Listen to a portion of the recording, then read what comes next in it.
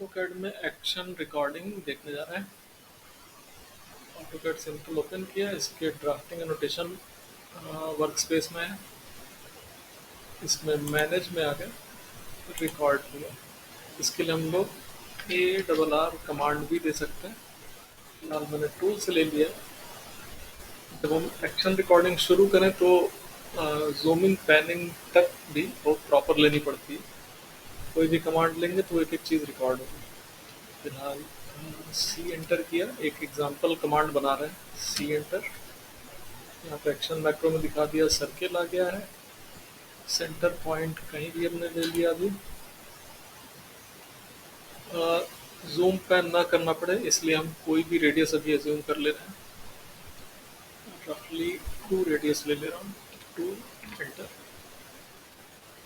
Enter से repeat command किए, फिर से यहाँ पे सर्किल कमांड रन कर गई। सेंटर हमने सेम सेंटर लिया, तो यहाँ पे देखें @00 लिया है, रिलेटिव कोऑर्डिनेट में सेम सेंटर ले लिया। तो एंटर। अब इक्विलैटरल हेक्सागन बनाने के लिए पॉलीगन कमांड सम सेट कुछ POL एंटर। हेक्सागन में 6 भुजाएं हैं तो नंबर ऑफ साइड्स 6।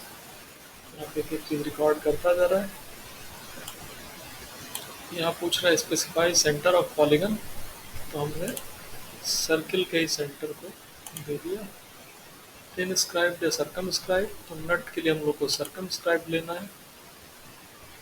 अब पूछ रहा है रेडियस ऑफ सर्किल, तो क्लिक करके भी दे सकते हैं, टाइप करके भी दे सकते हैं। मैं टाइप करके इस बार दे दे रहा हूँ 4 एंटर। अभी नट के सिंबल में एक सेमी सर्किल और रहता है, वो बताता है कि लेफ्ट हैंड थ्रेड है कि राइट हैंड है, बट हम उसके डिटेल में नहीं जा रहे हैं क्योंकि फिलहाल हम लोग को केवल मैक्रो कमांड सीखना है। इतने को मैंने कमांड स्टॉप कर दिया। पूछ रहा है मैक्रो का, एक्शन मैक्रो का नाम क्या है, तो यही हम लोग की ऑटोकैड की नई कमांड हो जाएगी। इसका नाम मैंने दे दिया नट। क्योंकि इस नाम की कोई कमांड नहीं है तो ये इजिली रन करेगा।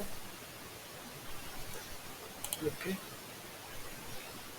अब अगर ये नट यहाँ पे ना भी हो, हम यहाँ पे फिलहाल अभी अकेली नट कमांड है, अगर हम इसको प्ले करें तो पूरा नट बना दे रहा है, एग्जैक्ट पुरानी डायमेंशन का, पुरानी लोकेशन पे।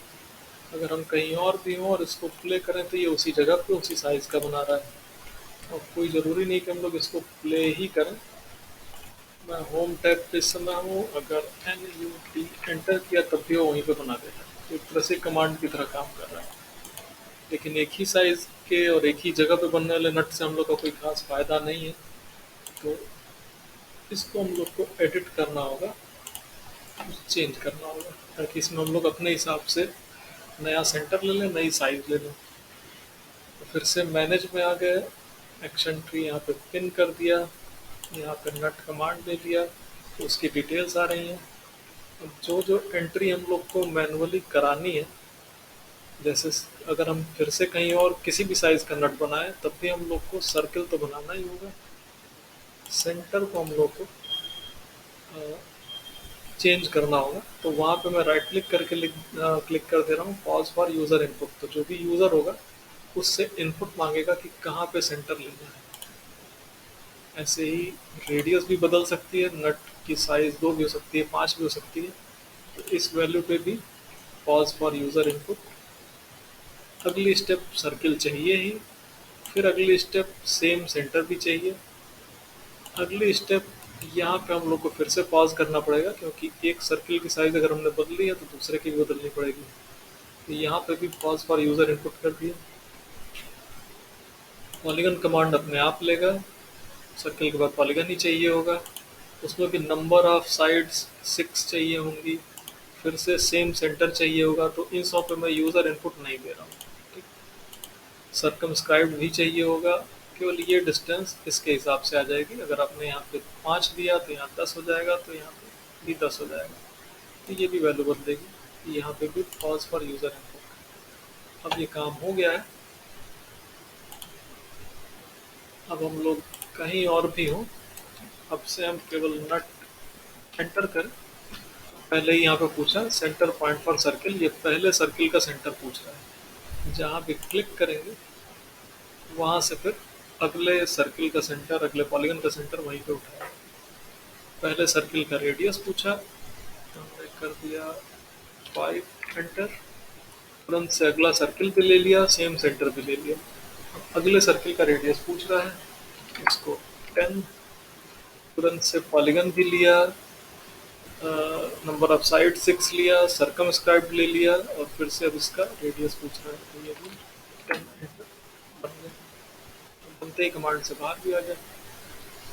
रिपीट कमांड कर रहे हैं कहीं और पे, 3 एंटर, 6 एंटर, 6 एंटर, रेडी हो गए। एक तरह से हम लोग ऑटो कैड की एक नई कमांड बना लिया।